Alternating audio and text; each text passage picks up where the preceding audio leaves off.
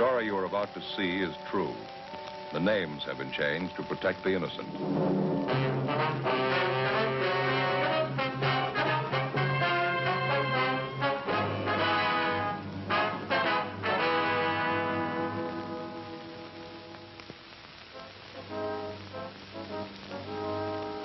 It was Tuesday, December 14th. We were working the day watch out of Bunko Division. My partner's Frank Smith. The boss is Captain Steve. My name's Friday. A gang of petty swindlers had set up operations in the city. We knew they were experienced. We knew they were cunning. They worked fast. We had to stop them.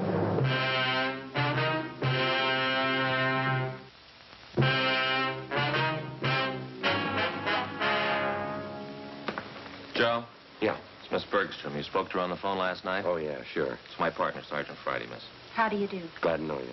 These are the things you told me about, are they? Yes, here they are. Sure make them look nice, don't they? Yeah.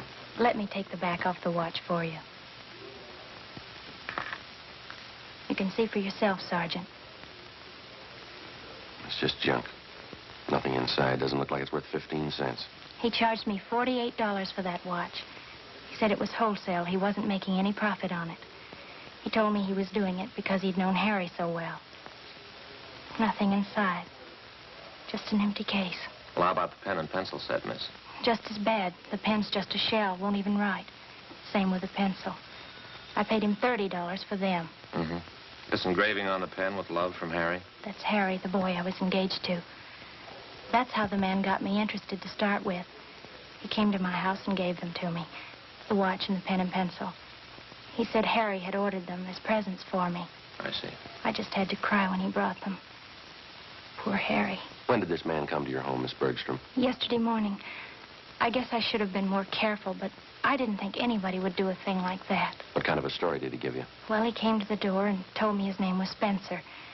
He said Harry had ordered these things as presents for me, and that Harry had told him to deliver them to my house. The watch looked beautiful in the case. I didn't know anything was wrong. I see. Would you go on, please? He told me it was a special order. He said Harry had written him from overseas the week before.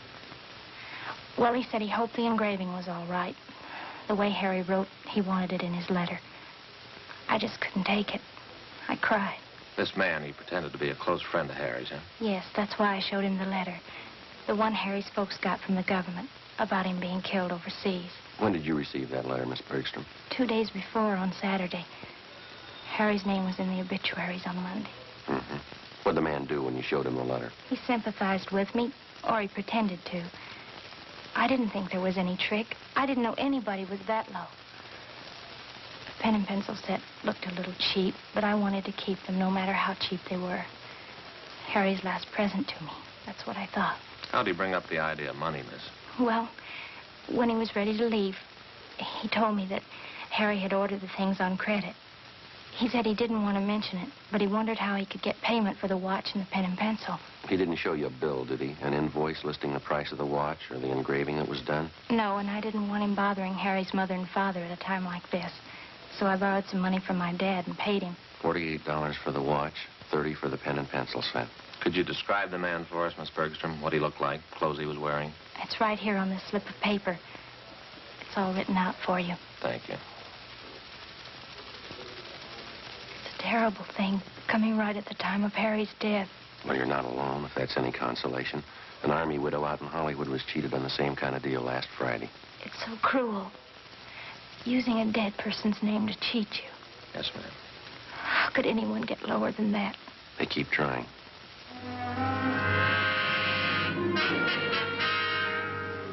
Frank and I took Miss Bergstrom's crime report. The phony watch and pen and pencil set were booked as evidence. In the past 2 weeks, we'd received half a dozen identical complaints from relatives or friends of lately deceased persons. The swindler, or con man, as he likes to be called in his trade, gets the names of lately deceased persons from the obituary column or the military casualty list in the daily newspapers. He then fixes up some cheap article of merchandise with appropriate engraving and calls on the friends and relatives of the deceased. He pretends to know nothing about the death of the person who he claims placed the order for the merchandise. In almost every case, the friend or relative agrees to pay for the articles at some exorbitant price. For the con man, it's a lucrative racket. For the public, a vicious one. Wednesday, December 15th, Frank and I looked up one of our informants, a former con man by the name of Judge Scanlon. What do you think of it, fellas? Been in business 2 months now, doing fine. What do you think of it? Looks great, Judd. Nice setup. Finest baby laundry in South Los Angeles. That's what I advertised. Don't think it's too broad, do you?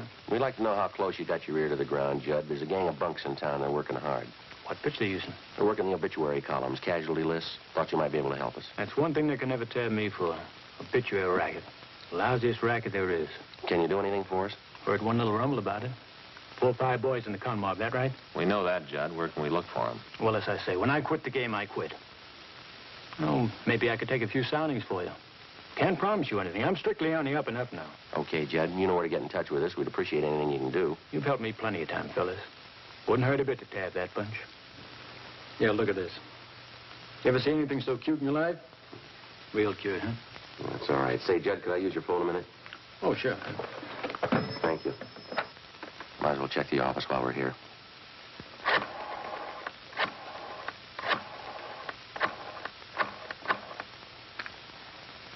"2572, please. Yes, that's right. Bunko Division. Thank you.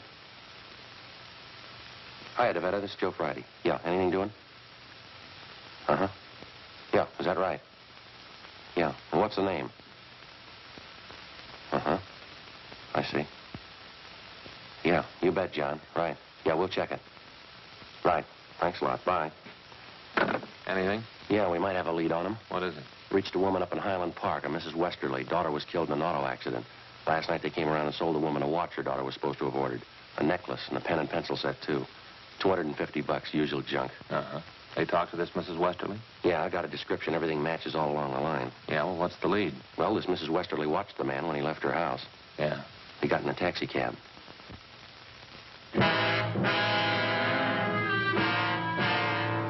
10:30 a.m. While Sergeants Bryant and Ullery got out a broadcast on the suspect, Frank and I drove to the offices of the taxi cab company where we contacted the special agent. He helped us check the way bills for the preceding night. On the way bill for cab 213, we found the trip listed. Starting point, the intersection nearest the Westerly home. Destination, a hotel on South Flower Street. We went to the hotel and interviewed the desk clerk. From the description we gave him, he identified the man as Fred G. Norris from Minneapolis. At least that's the way he'd signed the hotel register. The clerk told us that Norris wasn't in. We had him show us his room. In his suitcases, we found quantities of dime store costume jewelry, monogrammed. 24 cheap wristwatches and wallets and handbags done in poor quality imitation leather. Also a portable engraving set. The clerk told us Norris was expected back shortly. We told him to say nothing to the suspect when he arrived. We waited in the room. We called the office to let him know where we were. 1 p.m. Still no sign of Norris. Let it ring. Think it's Norris? Could be. Call him to see if the room's clear. Yeah. Persistent, huh? No. Guess they gave up. I'll check to see who it was.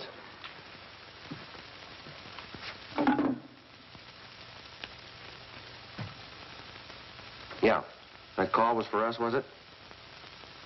No, this is 214. You just let us in a little while ago, remember? Yeah, that's right. This is Sergeant Friday. You remember you had the pass key? That's right, yeah. Who was that call? Yeah, fine. No, you did exactly right. Yeah, that's right. Well, I'll tell you why we didn't answer it on our way out, huh? All right, fine. Yeah, bye. Norris? No, it was the office. Yeah. They just picked up Norris.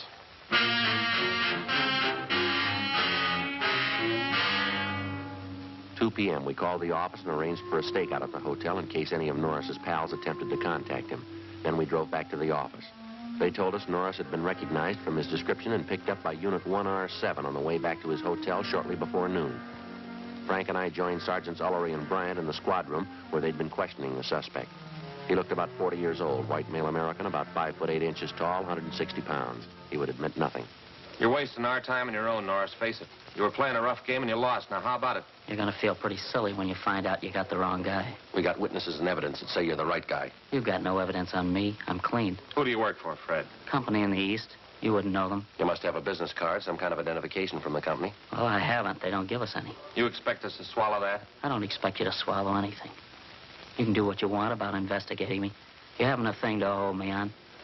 Why not just stick me up and let's get it over with? Now, let's stop kidding, Fred. You've been in the con game so long you can't talk straight even when you want to. I got 2 suitcases of goods in my hotel room. If you think you can make me on that, you can go ahead. We got more than that, Norris. We got the people you swindled. They'll tab you. How about it? You want to do it the hard way? Joe? There's no use wasting any more time with them. You got that list of victims? Yeah. The ones with the check marks are the ones that tabbed Norris. Thanks.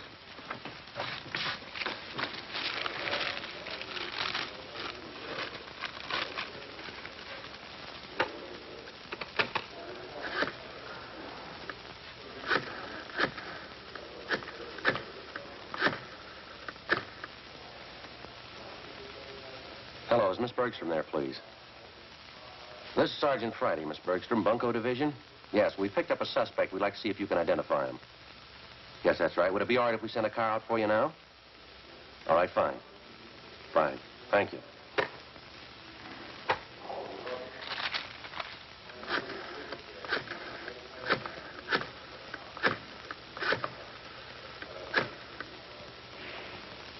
Mrs. Westerly? Ms. Westerly, this is Sergeant Friday, Bunko Division. Yes, ma'am, that's right. Yes. We've got a suspect down here. We'd like to see if you can identify him. Could you come down if we sent a car out for you? Fine. Thank you very much, ma'am. Yes, ma'am. Goodbye.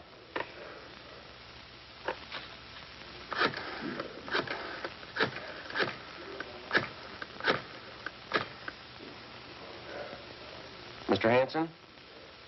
No, that's all right. I'll hang on. This is the Los Angeles Police Department. Can't sit here all day. Quiet, he's on the phone. Hello, Mr. Hanson? Well, this is Sergeant Friday, Bunko Division. Yes, sir, that's right. Police Department? How are you, sir? Fine, thank you. Say, Mr. Hanson, we have a suspect in custody down here. No, I say we have a suspect in custody down here.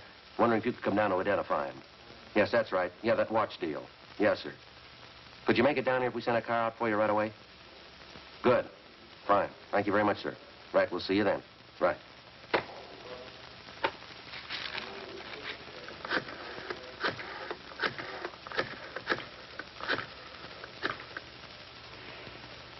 Hello. Hello, is Miss Cronin there, please? This is Sergeant Friday calling, Miss Cronin. Bunko Division? That's right, Los Angeles Police Department. Sorry to disturb you, but we have a suspect in custody down here. Yeah. Hey, Sergeant. Yes, ma'am, that's right. Sergeant? Would you hold on a minute, please? Put down the phone. Yeah.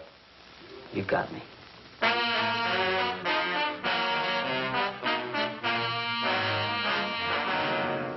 2:58 p.m. We informed the victims that the special show-up had been canceled. Then we called in a stenographer and had her take Fred Norris's statement. In addition to listing the crimes he committed, he also told us there were 6 men in the Bunko gang besides himself.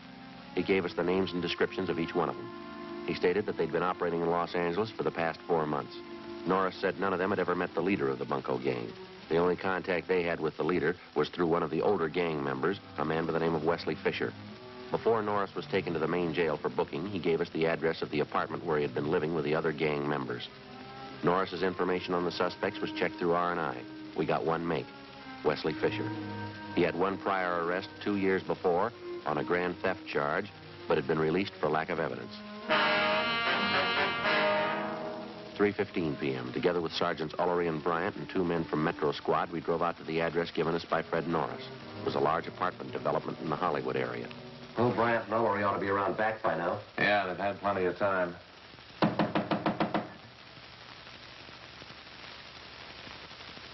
I'll try it again. Did you want to see the people that live there? Yes, ma'am. Did you want to check the garbage disposal? I've got a key. I'm Mrs. Callahan, the manager. No, ma'am, we want to talk to the tenants. I'm afraid you're a little late. What? They just moved out, bag and baggage.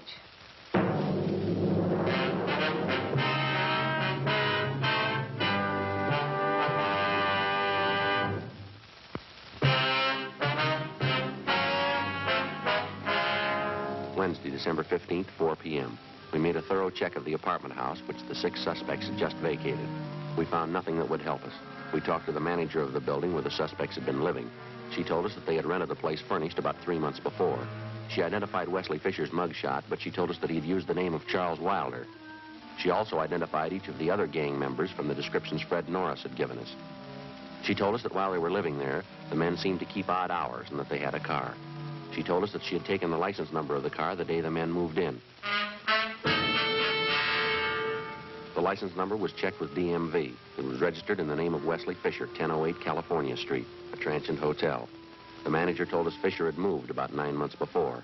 There was no forwarding address. We got out an all-points bulletin on Wesley Fisher and his automobile, requesting that all occupants of the car be held for investigation of grand theft. Thursday, December 16th, 8 a.m. Frank and I checked into the office.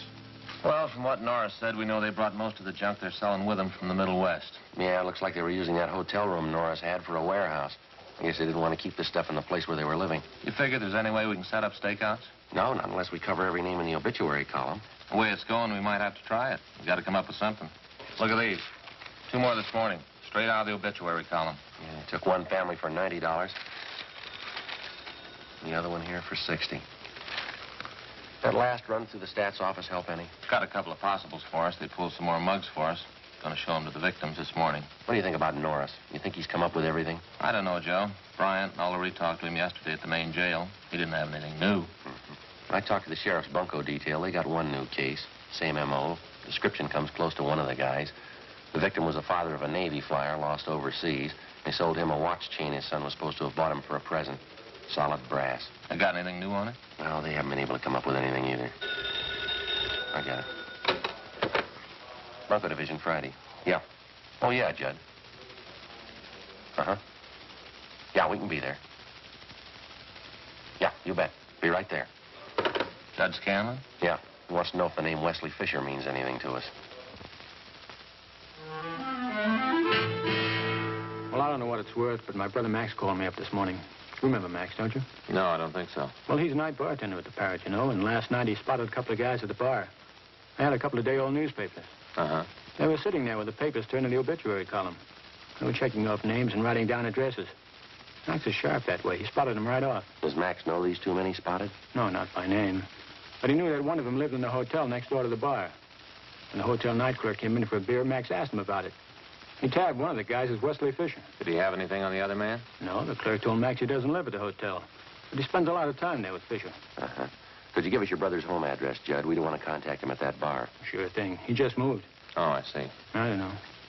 Hope I didn't get you guys out here for nothing. Appreciate it, Judd. It looks good. Seems to fit. That hotel down there. The hangout for conmen. The angles are all there. Let's hope Fisher is.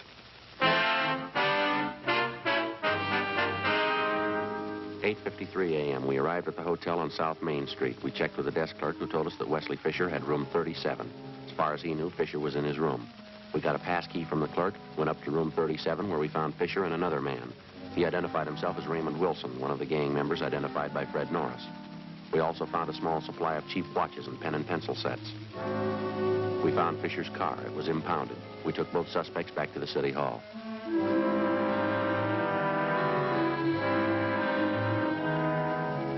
We questioned them separately in the squad room. Wilson was first, but he refused to answer our questions. He was taken outside, and Wesley Fisher was brought in. Sit down, Fisher. Thank you. Well, I guess you know why you're here.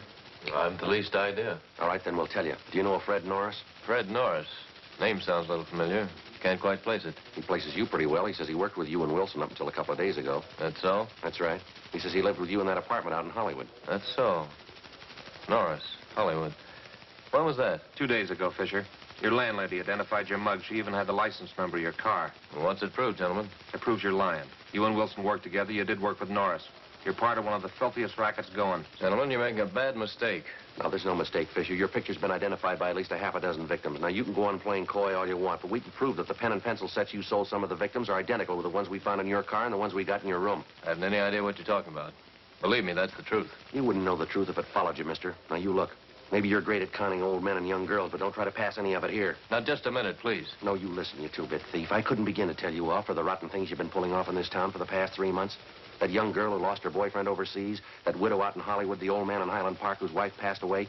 You must have felt real sharp cheating them out of a few bucks. Maybe you don't remember, but we do and they do, and you're going to pay for them, mister. You're going to pay good. Are you all through? I'm through, Fisher. You're just beginning. I have nothing further to say, gentlemen.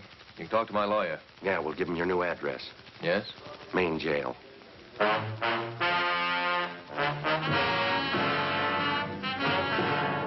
Suspects Wesley Fisher and Raymond Wilson were booked and transported to the main jail. Both of them were positively identified by the victims. Warrants were obtained for the three suspects, Norris, Fisher, and Wilson. They were arraigned and held to answer at the preliminary hearing on several counts of grand theft. During the next 2 weeks and through the Christmas holidays, identical complaints of bunco operations continued to come in. Friends and relatives of lately deceased persons were still being victimized. The gang's operations continued as usual. There was only one change. The crime report showed that a woman was now operating in the obituary racket, along with the male suspects. Christmas came and went. On New Year's Eve, Frank and I were assigned to standby duty. A few minutes before 8 p.m., we got a call from the main jail that Wesley Fisher wanted to see us. We went to the second floor of the main jail, the interview room. All right, what's on your mind, Fisher? A lot. I'm getting a dirty deal. I'm going to do something about it. Well, what's the trouble? I was supposed to be bailed out. She promised me. I was supposed to have a lawyer. I had the public defender. Who's she? I'm not going to take all the heat. They're in just as deep as I am. If they can't do right by me, I'll square it up myself. I'll tell you everything I know. Go ahead. What is it? Her name's Betty McGraw. She's the one you've been looking for. She planned it out. The whole idea was hers. She got everybody together. It was her show. Where'll we find her? 213 Foster, apartment 8. Wesley Fisher gave us a complete statement of all of his crimes and also implicated the other members. He told us Betty McGraw was his girlfriend. She'd come up with the idea for the obituary racket. She gathered the men together for the job, and it had been planned that she was to stay in the background. In case of trouble, she would furnish aid to the gang members in the form of bail bond money and lawyers. She received a percentage of the take from each of the gang members. We checked her through R&I and found that she had a record.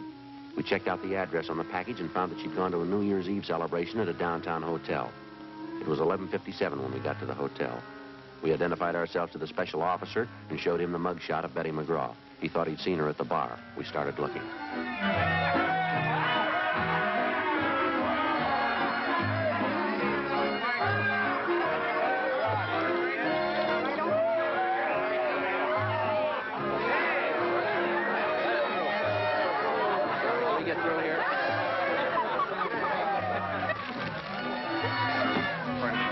We're looking for a Betty McGraw. What do you want with her? All right, now, come on, lady. Sober up. Is your name Betty McGraw?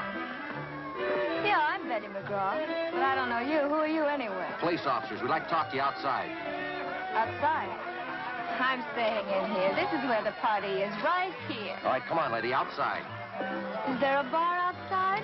I didn't know there was a bar outside. Come on, lady. Let's go. I don't know you at all. I'm not going. I'm not going with you. This is New Year's Eve. Don't you know that? New Year's Eve, and it's almost 12 o'clock.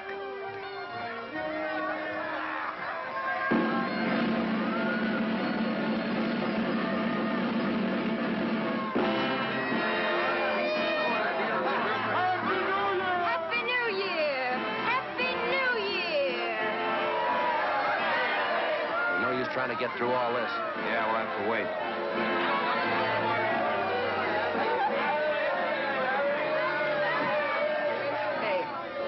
Yeah?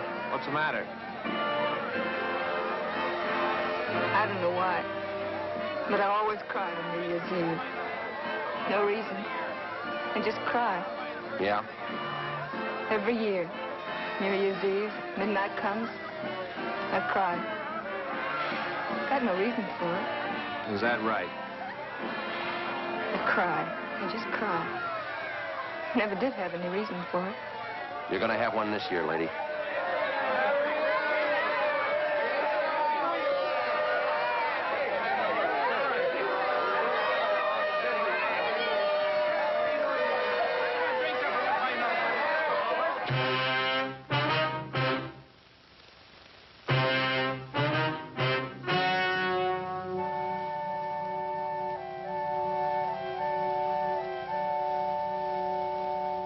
On March 28th, trial was held in Department 93, Superior Court of the State of California, in and for the County of Los Angeles. In a moment, the results of that trial.